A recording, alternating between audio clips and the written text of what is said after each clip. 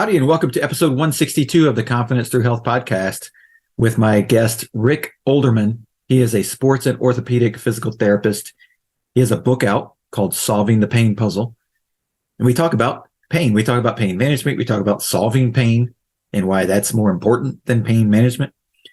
We talk about the systems of the body and how they relate to the pain that you're feeling in the different parts of your body, which is a huge factor in living a healthy lifestyle, living an active lifestyle, and getting your body to do what you want and need it to do pain-free.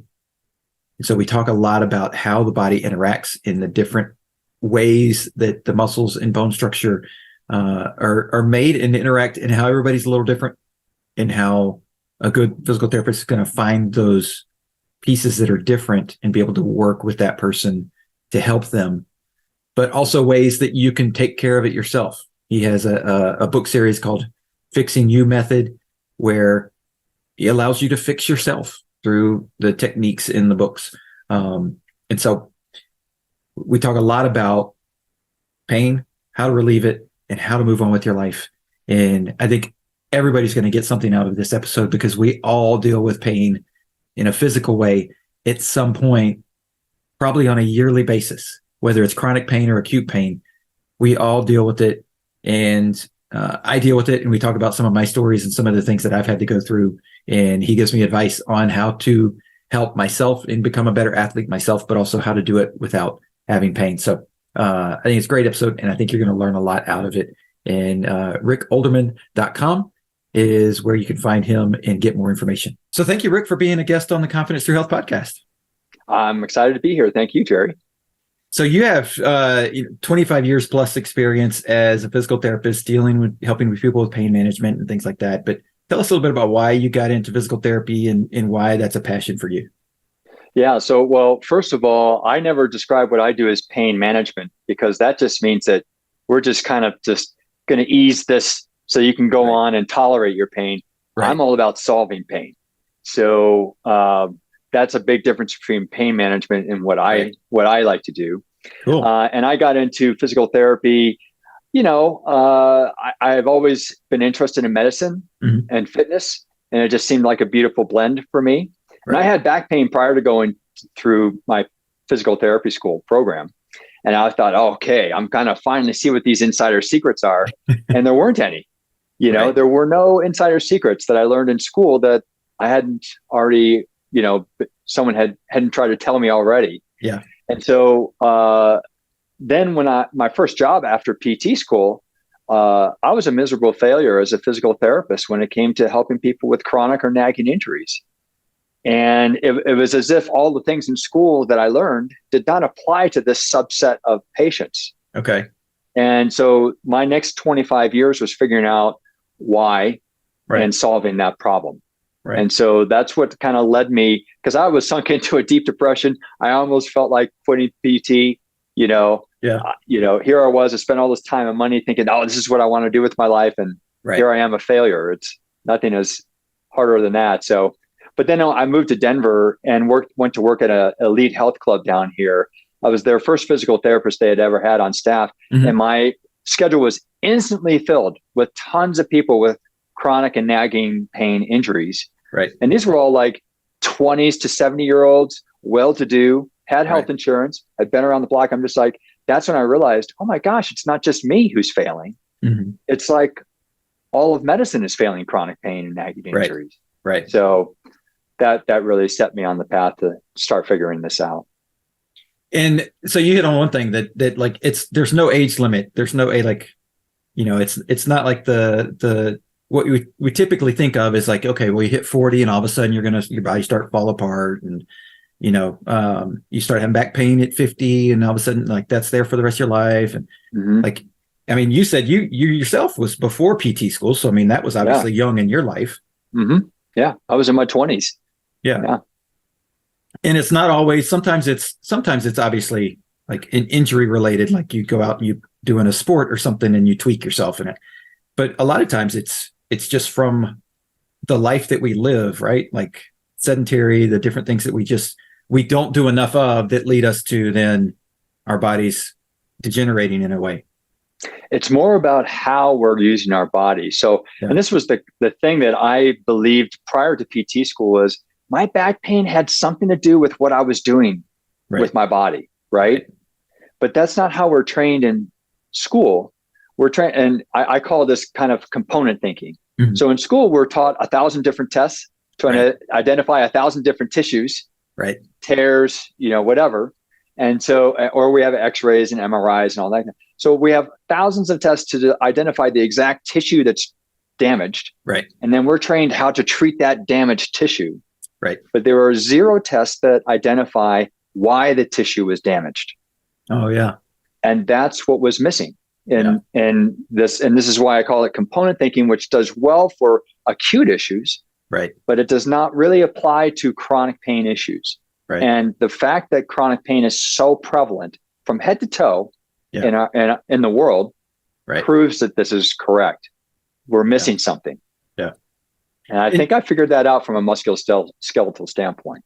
And I agree with you. It's not just because it's not just like, okay, well, the people that have desk jobs have, like, they may have a specific chronic pain, but it's across the gamut of all of us that we all, if we don't do the right things to take care of ourselves and set us up for success physically, then we wind up with some sort of chronic pain because our body is not prepared for whatever we do.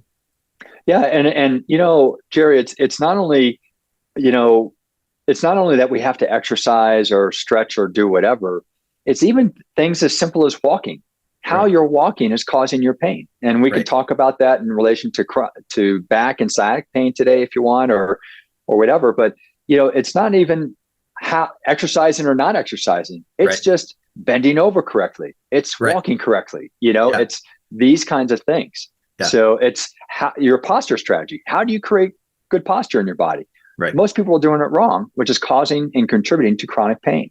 So, even outside of all of that, because you hear, I know there's probably people out there and just like, oh, he's going to tell me to start exercising. And I'm just kind of, no. What if you don't even exercise at all and just start using your body better?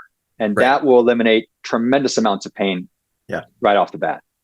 Well, and you hit something that, like, what I do when I coach athletes, I coach a lot of running athletes, but athletes for all sports. But for all of them, the first thing I do is, and I tell the parents this, I'm like, the first time we do a workout, you're expecting they're going to go and they're going to get, like, there's this professional trainer, he's going to, like, put them through the work and they're going to come out and they're going to be just exhausted and dripping sweat and all this stuff. And I was like, they probably won't breathe hard at all. And the parents are like, okay, what am I paying you this much money for this first session? I said, I have to teach them how to walk, because if they're going to run properly, like, they have to walk properly first, because they have to use their joints right. They have to use their muscles right in the proper form and push off and all of those things. And so, and sometimes that might take some kids that, like, I've had kids that it took 5 or 6 hour long sessions to get it to where it's like, okay, now we can start running.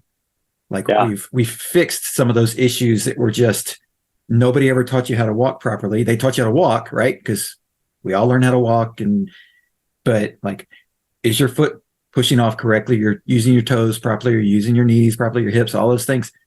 And so I think that's a huge piece of, like, also what causes people pain is they hear, I have to start exercising for this, that, or the other reason, health-wise, but they don't start slow enough. And so they wind up with injuries because their body's not, like, ready for it. Yeah. Or they're not starting where they need to start. Right. And, you speak of training your kids how to walk. I mean, just wait till you get hold of 80-year-olds who are told that they haven't been walking their whole life correctly. So that's really a lot of fun. Yeah. Well, I've had some older ones. You know what? Not that old, but I've had some older ones, and they just look at me like, are you serious? I've been doing this wrong for like 45, 50 years. I'm like, yeah. And pain, this is one of the questions that often comes up is, where does the pain signal matter in all of this? Well, pain is a signal that something is wrong now. Right. And it becomes a great motivator. So, if I can show you that your walking pattern is both the cause and cure of your pain, you better believe that motivation is there immediately. And that's what we do. Yeah. No, and that's one of the things that when I'm teaching them. And like, I always ask them, after I start running again, after they've walked and done all that, and then we start running and they're like, oh my gosh, that was so much easier. I'm like, okay, that proves the point. And they rarely go backwards, right?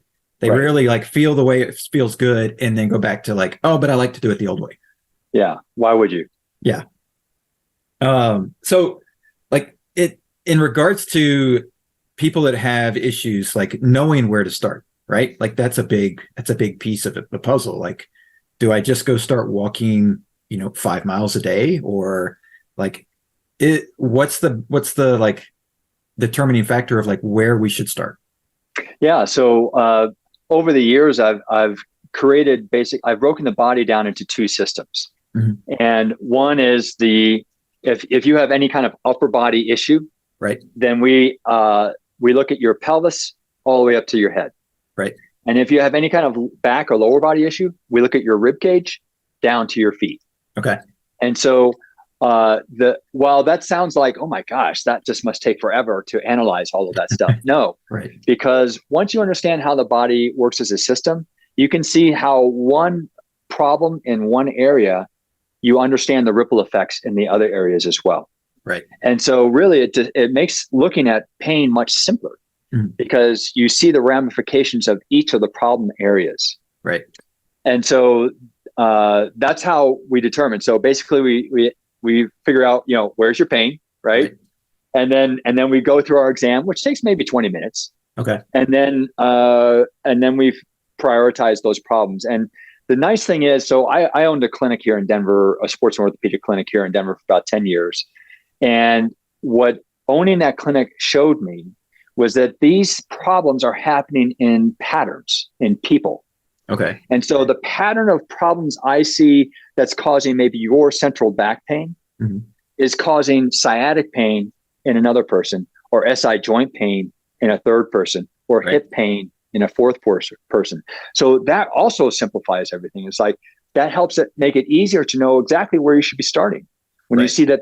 So once you identify the pattern of issues, and we can talk about what those patterns are, there are two primary ones that contribute to most back and sciatic issues. Mm-hmm. So once you identify what that pattern is, solving it is so easy to do and fast.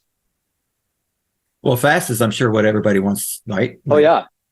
Everybody wants it. Like, how quickly can this be fixed? Yeah. So my standard is basically I expect between 30 and 50% pain reduction after my first session. Wow. If after my third session, you're not 50 to 75% better, then I think I must have to look at some other issue in your system that I haven't been addressing yet. Right. But normally it's very rapid, because like we mentioned just a second ago, pain is an indication that something is wrong now. Right. If you fix that now, pain will go away now. And I rely heavily on that to guide my treatment as a physical therapist. Right. It shouldn't take 10 sessions to know whether you're on the right track. It should take one or two. Yeah. And so is that slow reduction, is that just because of the built up inflammation that's been in the area? And it's like, or is it, what's that like, why isn't it just and I know sometimes it's just not going to be, but why isn't it for a lot of people just like, oh, you fixed it, I'm 100% better? Yeah, because, well, there are redundant systems in our body, right? There's more than one muscle that flexes the hip. Right. Right. There's more than one muscle that helps us stand. Yeah. So you may fix one, but then you've got to go on to the secondary or the tertiary as well sometimes. Right.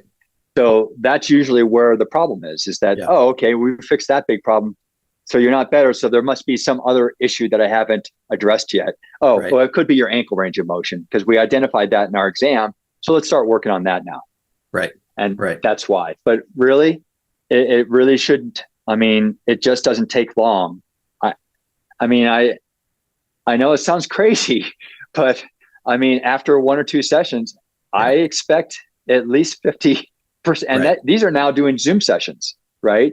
Oh, so wow. I'm just like, I don't even need to touch somebody. If I just show you the exercises to do and tell you what the problems are, so you get it. Yeah. I'm seeing really rapid relief, and that's awesome. And it's because we're addressing the body as a system. Right.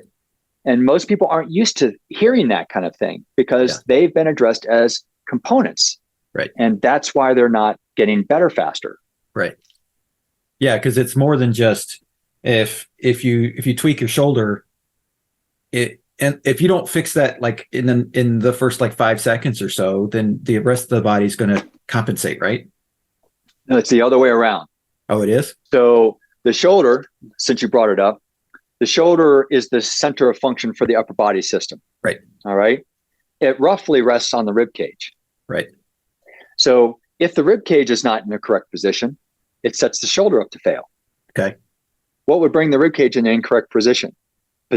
Well, usually something in that same leg, some problem down here creates a pattern. And this is one of the two major patterns. We can get into it right now. A problem on one of the legs creates a pattern in your body called a side bending problem. Gotcha. Yep. Where one side of the pelvis is higher and the same side of rib cage is lower. Right. All right. So now you've got the side bending problem because of some older issue here. Now that sets up the shoulder to fail. Gotcha. Right. So then that is, instead of the shoulder feeding the rest of the body, the shoulder is responding to the rest of the body. Gotcha. Yeah. And, there are rules about how the shoulder blade should be resting and moving. So sometimes it is a shoulder blade problem and sometimes it's due to some other problem here. Right. But we can quickly figure those kinds of things out. Yeah. And you're absolutely right. In general, if you get a shoulder injury here, it'll gradually blossom away from that injury, right? Right. It'll affect things more down the arm or up into the neck and so forth. Right. So you're absolutely right about that. But that response is different than what the cause is. Gotcha. The cause isn't necessarily here. It's why is it here? And that's what the rest of the system is figuring out. Right. And so is in what you've seen with patients, is that as you're talking to them, is it like, okay, well, my pain is here, and then you start looking at the patterns and they like say, well, yeah, I sprained my ankle 3 months ago, or something that we might not think is like that big of a deal in our daily life. And it's like, especially for us that have been athletes before, and it's like, walk it off, right? Like just like, okay, I'll be all right in a couple days. Yeah. But since that doesn't heal properly because we didn't go in and see someone to get it evaluated, and then addressed, that is actually the cause of something that then later happens 3 months down the road.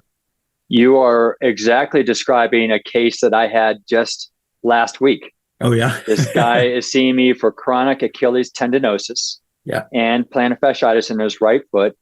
Hey, have you had any old injuries? Nope, no injuries. Now this guy is a real athlete. Yeah. And he's older.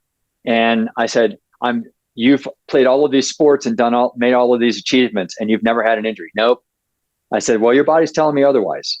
Right. And so I said, so we traced it down. And back when he was in high school, he had broken his left ankle. Okay. And it was pain-free. And, soon after that. So he never thought twice about it. Right. Right. Well, 5 years later, he started developing plantar fasciitis in his right foot. And that would come and go every 5 to 10 years for the next 30, 40 years. Right. And now it's Achilles tendinosis. Right. His Achilles tendon is about to tear. Oh. Why is all of this happening? And I could find absolutely nothing wrong with his right leg. Yeah. We found out that his left leg was 40% weaker than his right. Right. And he had played all these sports through all of his youth and age, and he was not aware of this. Yeah. Because the brain is so good at compensating for these things. Oh, yeah. It hides them from you because your goal as an athlete is to get from A to B. Yep. And your brain figures it out how it's going to help you do that. Yep. Unbeknownst to you. Right. That's what happened with this guy. Like, that's actually something that I dealt with some knee pain. The people that listen, they know that I'm a runner, and I've gone all over the country doing races at the master's level. And, I knew this was a mistake. I knew the mistake was like, because I flew to Atlanta from Texas, ran a race. And from a time crunch, I was by myself. My wife was like, you need to get home. So the race was in the morning. I flew home that night. Of course, there was a 2-hour delay. I wound up sitting in the airport forever, sitting on the plane forever. And, I get home and all of a sudden I got knee pain, and I'm like, why do I have knee pain? And then I go back to it and I'm like, oh yeah, I'm sitting there and my hamstrings were just getting so tight, Yeah. And so I'm like trying to alleviate the hamstring pain. Well, then my glute gets messed into the picture, and it's like, and so, I I was like, okay, but I'm a runner. I know there's pain. I'll work it out. A couple months go by. I'm like, call my PT and I'm like, all right, I got to come in. Like, I can't get this done on my own. Like, I got something wrong. And they're like, oh, your glutes just tied up in knots, which is pulling on everything and pulling on the, that's why you got the knee pain below your knee. And I was like, well, that makes sense. And I said, and that was all because of that flight home from Atlanta that I didn't stay the extra night and like go through a proper cool down and, all those things. But sometimes we make those decisions because it's just like, and we don't even think twice about it. And sometimes it's not even athletes, right? It's just like you have a project, let's do it work. And so not only are you sitting at work all day long, but you get home and you go straight to your computer desk and you sit at home for 4 hours, eventually hunched over the computer. And then you worry about, or you wonder why you've got back pain, 3 days later or 6 days later, because you didn't do the things that you knew you should do. Because we all know we need to move around. Yeah, but not all movement is the same. Right. Right. Think about those people who are walking incorrectly. Right. That is then causing their pain. Mm-hmm. And then they go to somebody and they say, you need to walk more. Right. Well, that's only enhancing the problem, not solving it. Right. Right. Or they're walking more to solve another problem like weight loss or cardiac status or something like that. Right. Not knowing that there's a wrong way to walk. Yeah. Yeah. So not all movement is built the same. Right. Or the people that because I have a lot of people that I'm like, because what I did, I was in the corporate world for a long time before I got back into being an athlete about 8 years ago. And I had gained weight and I knew, I was like, if I start running now, it's going to be horrible. And I knew, I was like, I can bike, I can swim, but if I start putting all this extra weight that I've gained, that pressure on my knees, I'm gonna have major problems, and I don't want that. And so I dropped 30 pounds first before I started running, and then I was like, okay, now I can handle this, because I knew, like, if I start that activity, which I love running, if I start that activity back up too soon, though, it's going to be detrimental to me. Yeah, and just so you know, I mean, we already talked about this pattern of a pelvis rising higher and the ribcage sitting lower, called a side bending problem. It's what I call it. In 80 to 90% of the cases, it's due to a same side problem, right, that hasn't been addressed correctly. But in 10 to 20% of the cases, it's due to an opposite side problem. Okay. And what I typically find is that athletes tend to skew towards that opposite side problem. Okay. It becomes this compensatory behavior for some other thing and so they keep addressing and treating this side, right? Yeah. Unknowing that this is the fear. Right. And I always think that's really fascinating interesting. So I keep that in the back of my mind. Anytime I'm treating an athlete, I'm just like, okay, possible compensation pattern. Let's see what we find, Right. So is that, do you find that's because of the athletes typically are just like, just push through? Driven. And then they ignore signals. Right. To get from A to B. Right. That's why. Yeah. Well, and that's partially why also my leg did what it did, because I blew my knee out on the other side 6 years ago, almost 7 years ago now. PCL tear, and I haven't had it repaired because I can still run, in a straight line without a problem. I don't do anything where I'm zigzagging or potentially going to be falling on the ground without my brace on, but I know that that's also a piece of the puzzle as to why that leg decided the hamstring needed to be a problem for sure. Both of them or the other one. Yeah. Think redundant systems, right? And this is the other thing that comes up is a lot of people will get into an accident, a car accident, or they'll fall or, something like that. And then that's the beginning of their chronic pain. And no one seems to be able to solve it after this accident that they've had. Right. Well, what that's really telling you is that your body wasn't perfect prior to that accident. Yeah. So it was only pain-free. Right. And because we have so many redundant systems in our body, we can have all sorts of breakdowns and still be pain-free and function athletically. Right. The pain is not the indicator, is not the litmus test as to whether your body is working correctly or not. Right. Yeah.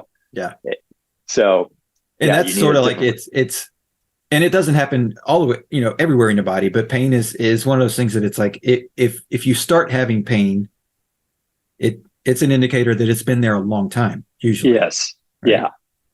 And so it's like, once you reach the pain level, like, it's not just, okay, let me see how long I can live with the pain.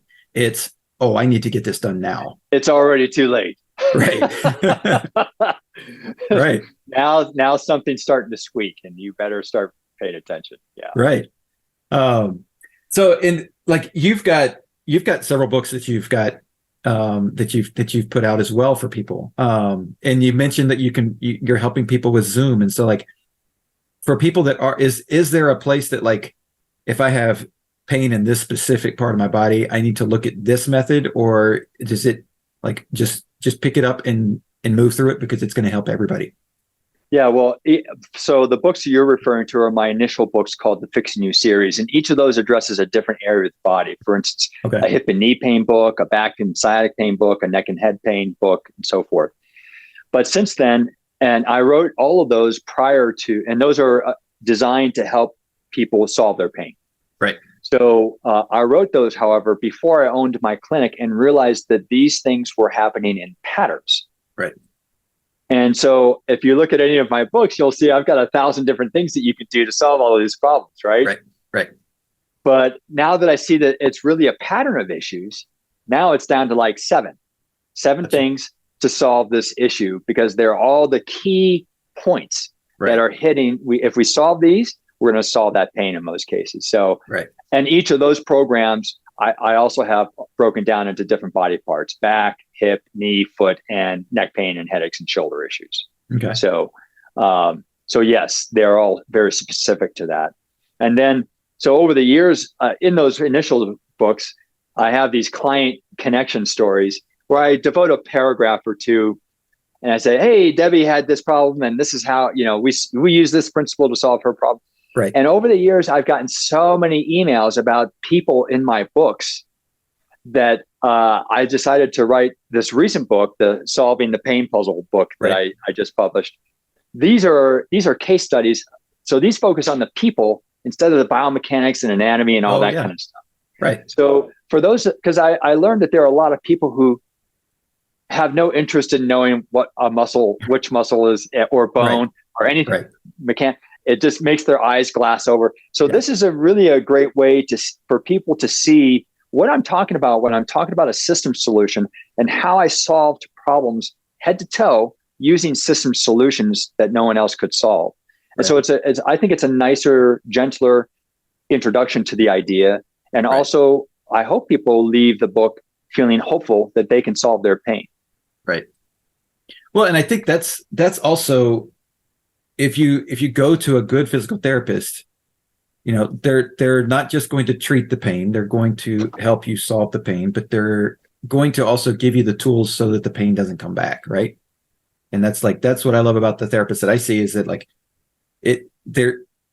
anybody in the clinic, they're handing out, here's the exercises you need to do at home, make sure you're doing these, but they're always there for me, and other people too, but they're always there for me when I'm like, okay, it's creeping back, or that's gone, but now this has creeped up, right? Because we fixed the main problem, but we didn't fix the other problem. And that's when somebody's going to a therapist, that's one of the things they should look for, right? Yes, but what if we fixed how you were using your body so you didn't have to do all those exercises at home? Right. That's the point. Yeah. And that's what I think is missing in therapy and other, not just physical therapy, but other health modalities too. Right. Is that it's too small of a picture. Here are the exercises to fix sciatic pain, and it's usually dealing with the piriformis or something like that, right? Yeah. But have you ever gotten a home program that's dealing with your whole system and how it's affecting your sciatic pain? And most people will say no. And that's what I think is missing. And that's why you have to go in then for a different injury. Right. But really, it's the same injury manifesting in a different part of your body. Place. Yeah. So that's the beauty of systems approaches, is once you understand how all of this fits together, and it's so simple, you can, it's like repairing your car by driving your car. The more I use my car correctly, it's going to stay great. And that's the way that the human body is designed. Right. That makes sense. Well, and one of the things that I have to do because of my knee injury, but also I had I've had my lung has collapsed twice, spontaneous pneumothorax, and so by having a chest tube put in through the same ribs both times, like, and it was a little over 2 years apart. Like my rib will slide out of place fairly frequently, and so you can sort of see it in the corner there. There's one of those pull-up bars in the back on one of the, and so I hang from that like every day for like, I don't know, anywhere from 30 seconds to 2 minutes, just depending on where I feel like the tension is in my body. And I can feel the release of everything when I do that. Yeah. And do you mind if I check? Can I check your body to see if you have a side bending problem? Sure. Yeah. Let's just show people what I'm talking about. Yeah. All right. So why don't you stand up and turn your back to the camera and make it so that the camera can see your like butt up to your shoulders. Let's see how far away I can get. How's that? Okay. Now, you got a belt on. Wow. Yeah, you hardly see anyone wearing a belt anymore. All right. Yeah. So if you can pull your shirt up to like above your belly button so I can see your waist. All right. A little bit higher. The back part of your shirt is sagging down. Okay. So it looks to me like the left side of your pelvis is higher. I lost you for a second. My headphones. Oh, okay. It looks to me like the left side of your pelvis is higher than your right. Okay. And typically the side that the pelvis is higher on is the side where the rib cage is lower. Gotcha. Over here. Yeah. Okay. So do you have any you mentioned that PCL on your left. Yep. Okay. Is that also happen to be where your rib cage over here puncture was? Oh, okay. All right. So it's hard to tell because a belt will hold the pants in a different position. But even if we look at the belt from left to right, the left side of the belt rests higher on your hips than your right side slightly. Yeah. And now that you're standing more normally, I see a strain pattern in the left part of your spine. So I'm going to guess that you have a left side bending problem. Okay. But it's not nearly as dramatic as most people. A lot of people, for those of you watching, if you stay with your back turned there, Jerry, what you'll see, folks, if you have a side bending problem, Jerry does not have this. So it's not as severe as most people's, but you'll see a larger crease on one side of the waist than the other. Okay. And so that's an indication that you've got a side bending problem on the side of the crease. Now, Jerry's cord is blocking the strain pattern that I'm seeing. And if he just moves that, there we go. And now just stand there. Now you can see that he has a tendency towards a left crease in his waist. And so that is what I'm looking at there. Okay, great, Jerry. Cool. That's all. So I just want to show people how easy that is to spot. And then, so if you have a left side bending problem, like I mentioned before, and usually a side bending problem is what causes unilateral back pain, sciatic pain, SI joint pain, things that happen on one side of the body. Okay. All right. And so, I mean, it only makes sense that if you're walking around with something like this, you're getting increased nerve root compression on this side of your spine. Right. Right. Now, the mistake that a lot of practitioners make is that, your pelvis is higher on this side than the other side. You've got a leg length discrepancy. Right. Absolutely not. Right. It's a compensation pattern for a problem. Right. And so your brain is tapping into an old reflex pattern that we're all born with called a withdrawal reflex to get off of the problem. Right. All right. And so I have a chapter about this in my book. A woman brought in her child, and she brought in a full X-ray from pelvis to foot. Yeah. To prove that her child had a leg length discrepancy. Yeah. I said, well, it certainly looks like it, but already I could see rotations happening at the joints. I'm saying, I don't believe that, so we fixed it right there. Right. And the child instantly had improved balance, strength in that leg because we solved all of those compensation patterns. Right. And it's so easy to do. Yeah. So that's the side bending pattern. So that's one of the two biggies that's causing most back and sciatic pain. The other one is an extension pattern, which means that the back is either too extended or arched, right, or there are too many forces trying to pull it into an arch. And so the test for this is if you lie on your back with your legs straight, yeah, feel how your low back feels there. right, Does it feel better when your knees are bent? right. 99% of the people will say it does. Mm-hmm. That means that you have an extension problem, because by bending your knees, you're flattening your spine. Right. So the solution isn't to walk around trying to flatten your spine all the time, because then it's going to look like you're just walking around needing to poop, right? Right, right. So what you got to do is solve the things that are pulling the spine into that arch. Yep. And walking and standing habits are one of those things. Yeah. And then there are muscular compensations, like certain muscles get tighter, other muscles get weaker, that then also from more biomechanically cause that pattern to occur. So there's a behavioral thing. There are behavioral things that you're doing, and then there are functional responses to those behavioral things that then cause your pain. Right. No, that makes sense. And one of the things that when I was in high school, I ran cross country, and I remember the race. I stepped in a hole, and so my hips jolted because, you're obviously landing, 3 or 4 inches below where you had been landing. And my SI joint slipped. It was painful. My SI joint slipped. I had major pain in my back, and I was like, oh my gosh, what's going on?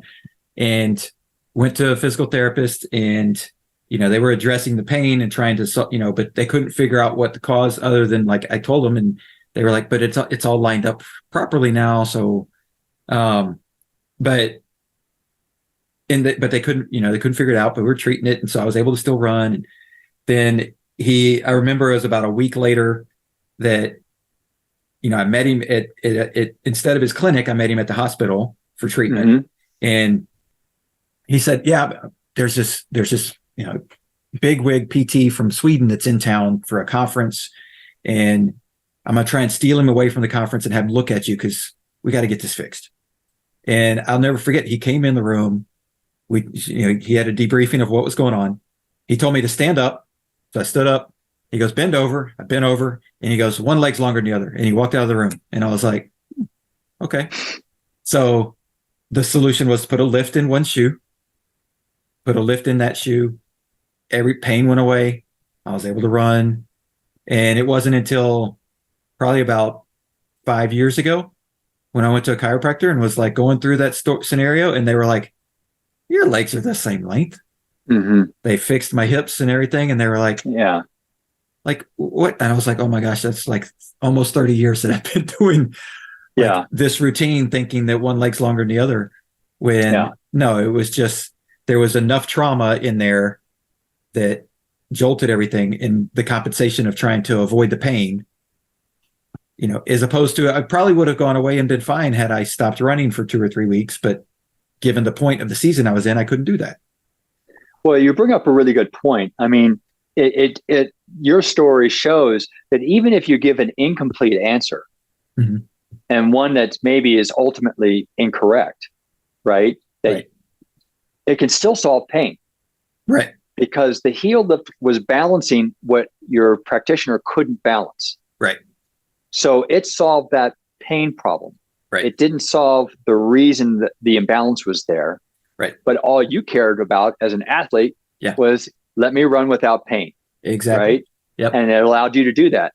Yep. And so this is another feature of one of my home programs, is I have these unique taping techniques in them, which support the body and get the body to do what it's designed to do, kind of like your heel lift, right? To temporarily support it until you fix the system. And then you wean yourself off the tape. Right. Not everyone needs the taping techniques, but some people in deeper holes, they can't get their body to do the right thing. So we get the tape to do the right thing for them until they can get their body to do the right thing. And that's kind of what your heel lift story is kind of telling us. Yeah. And so is that why when we see athletes that have got KT tape all over them, like because they're not injured enough to not compete, but they're dealing with just enough of an injury, or the muscle's not doing exactly what it's supposed to do. So it's like, let's tape to support it while they can go do their job. And then after, their event, they can take the time to recover. Yeah. So I'm not a big fan of KT tape for my approach. Right. KT tape is great for guiding movement. Okay. Right. And taking a little bit of strain off of something. Right. Right. Right. But what I'm talking about is, let's say you have a flat foot, and we've determined that your flat foot is the cause of your sciatic pain on that side. Right. Well, we have to fix all that whole sciatic, that whole side bending pattern. Right. I'm not going to ask you, in addition to those things to fix that pattern, to also start trying to fix your foot. Right. Let's just tape your foot, right, and see how much of a player the foot is in your pain. Right.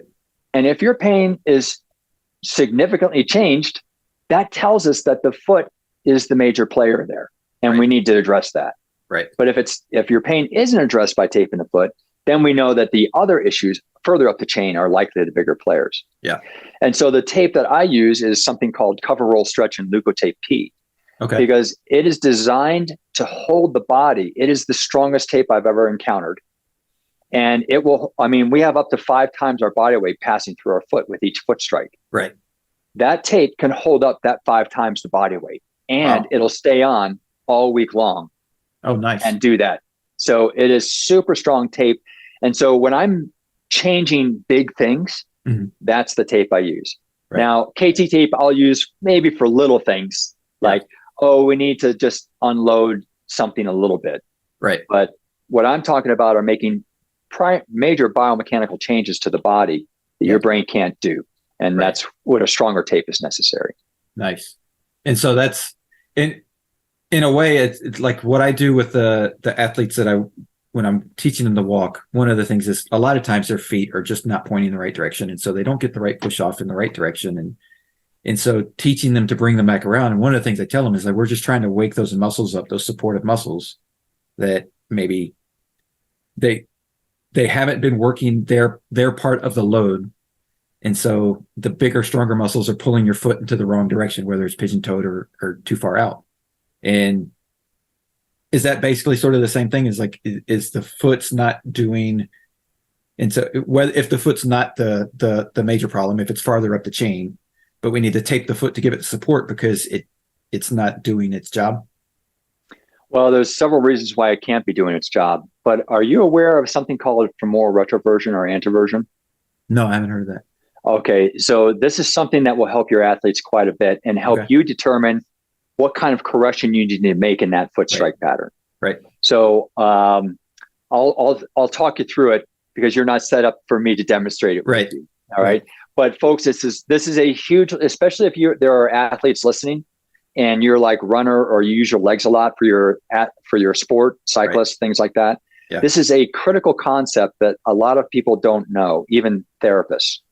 So femoral retroversion. So all of our thigh bones are not all built the same. Right. Some thigh bones are twisted outward and some thigh bones are twisted inward. Yeah. When your thigh bone is twisted outward, that's called femoral retroversion. Right. When the thigh bone is twisted inward, it's called femoral anteversion. Men typically develop femoral retroversion. Females typically develop femoral anteversion. Okay. All right.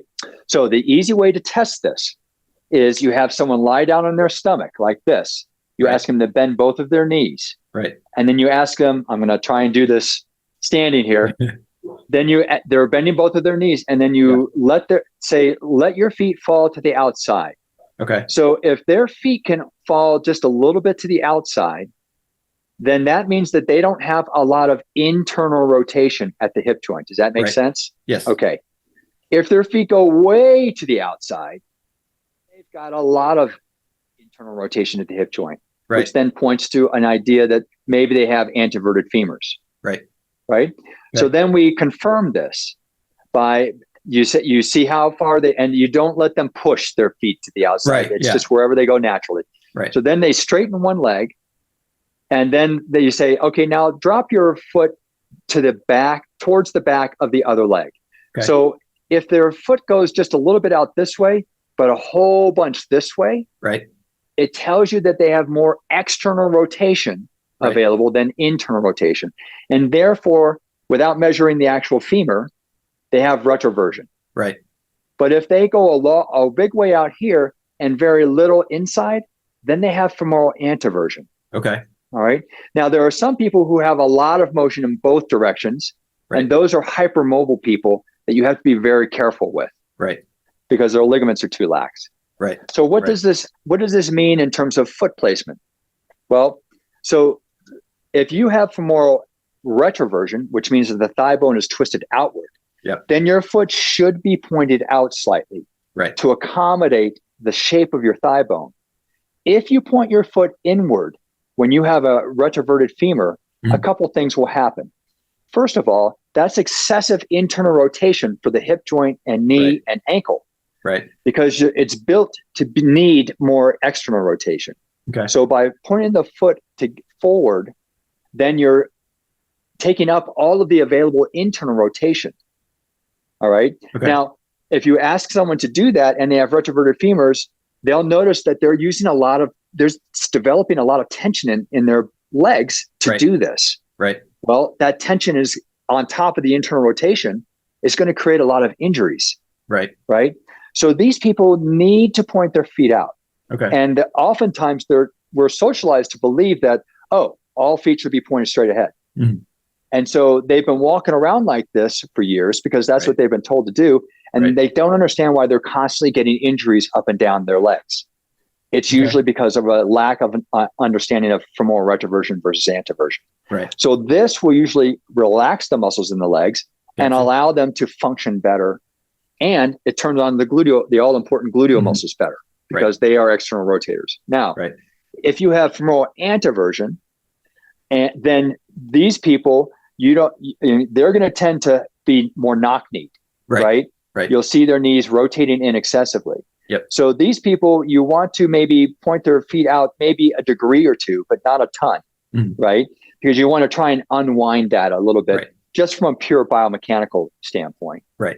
However, the primary controller of an anteverted femur would be the butt muscles.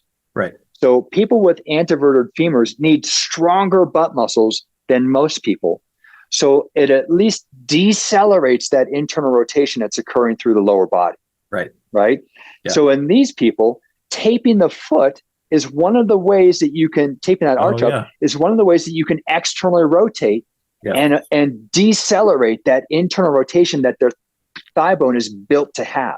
Right. Right. And therefore control injuries. Right. Does that make sense? That totally makes sense. And I mean, that's because one of the things that I do when I have them walk, just a normal, but then I have them do a high knee, right? We're still walking, but we're bringing the knee all the way up as if we're running. And that's one of the things I look for is what are their knees doing? Are their knees coming way in? And is that more the issue telling me, okay, the issue's in the hip and bringing you up, and that's what's throwing you off versus the foot placement.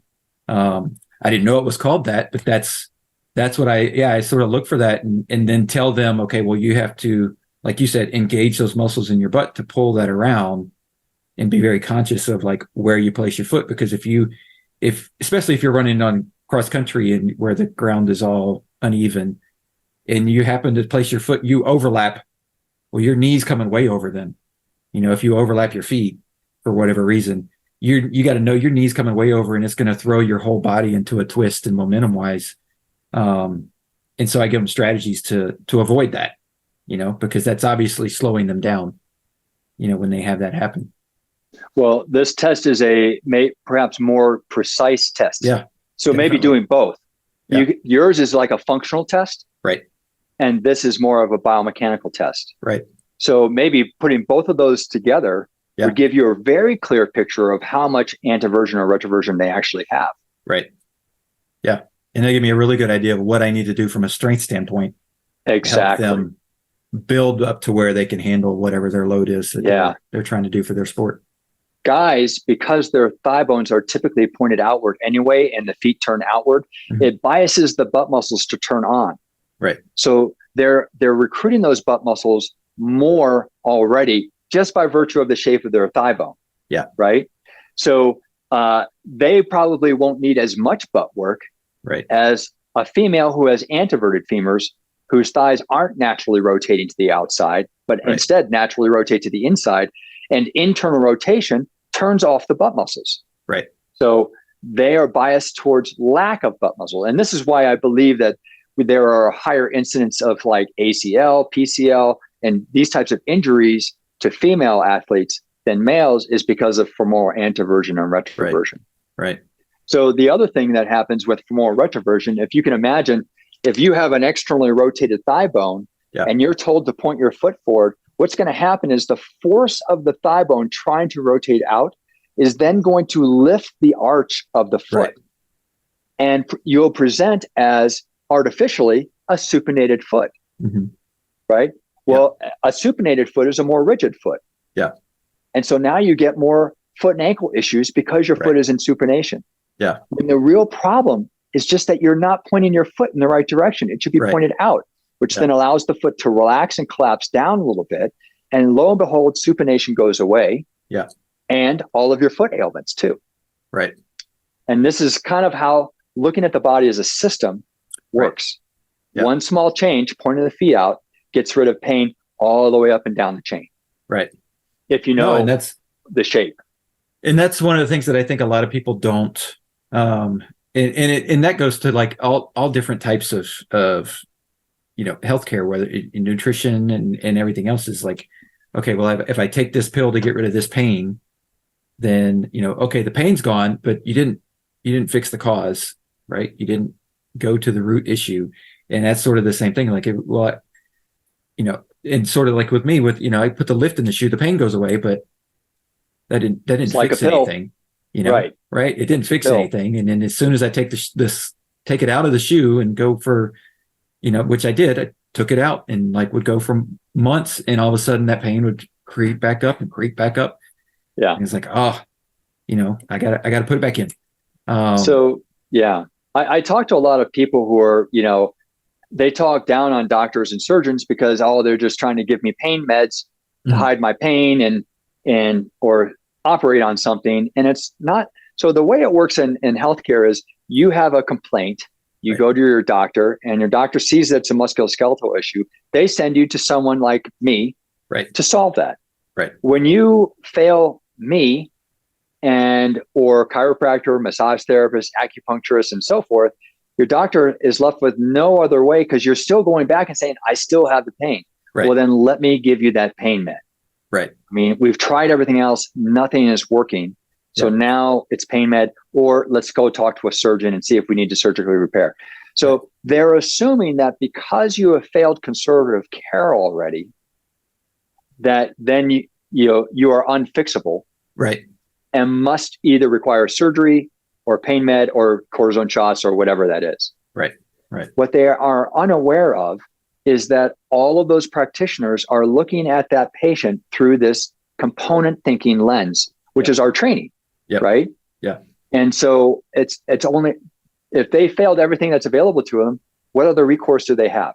Yeah. So I have yet to meet a doctor who's just like, I can't wait to prescribe pain meds to all of my patients. Right. Yeah. Even surgeons are just like, surgery is the last thing I want to do with these people. Right. Right. Let's figure it out instead. Yeah. And only when they fail everything do they then. So there's no conspiracy from doctors to give you pain meds. It's only because you failed. And I believe it's our fault in conservative care that that's your only recourse. But really what it is it's a fault of how we're looking at you. Yeah. Our training. Our training works well, like I said, for acute issues, not so great for chronic issues. Right.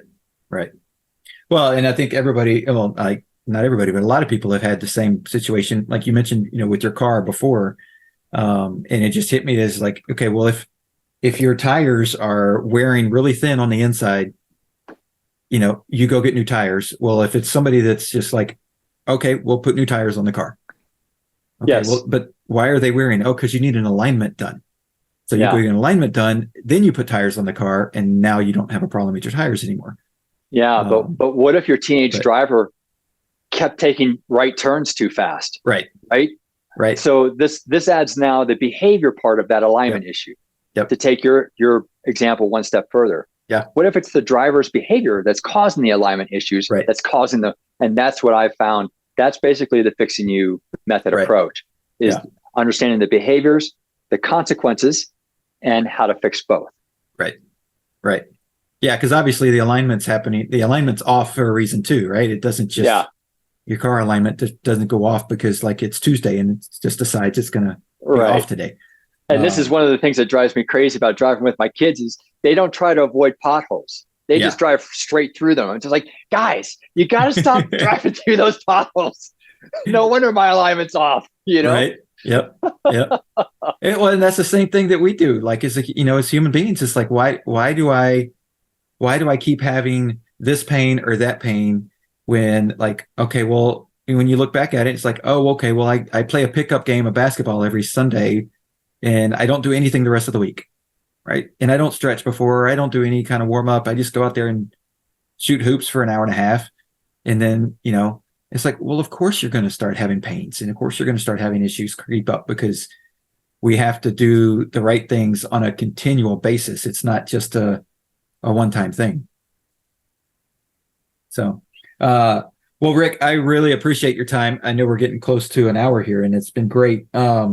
So how you've got some books, how can people get, follow you, get a hold of you, find your books, all those kinds of things? Yeah. The easiest thing I tell people, just go to rickolderman.com. Okay. And that has all my home programs. You can order my new book. There's a link to Amazon. You can even read chapters from my new book there. Oh, cool. So I've got a practitioner's training course that I've put up there for practitioners who want to understand the body in this way. Right. And that's for anyone from coaches on up to surgeons. Oh, I believe everyone needs to, like you said it so perfectly in just a little while ago. You were in pain. You tried all these things for weeks. And then finally you're just like, I had to call my PT, right?